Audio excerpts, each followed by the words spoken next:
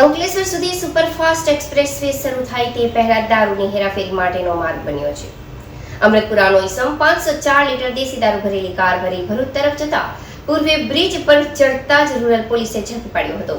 પોલીસે દેશી દારૂ, મોબાઈલ અને કાર મળી 3,05,000 ઉપરાંતનો મુદ્દામાલ જપ્ત કર્યો હતો.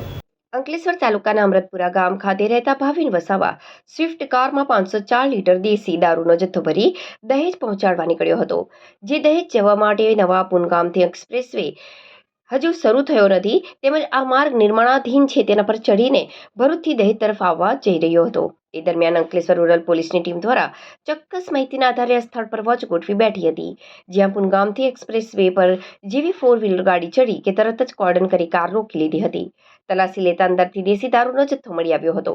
કાર સાથે ઝડપાયેલી ઈસમ ભાવિનભાઈ વસાવાએ કબૂલાત કરી હતી કે દારૂનો જથ્થો અમૃતપુરા ગામથી મણિબેન અંબુભાઈ વસાવાએ આપ્યો હતો અને દારૂ દહેજ ખાતે અજય રાઠોડ નામના ઈસમને પહોંચાડવાનો હતો.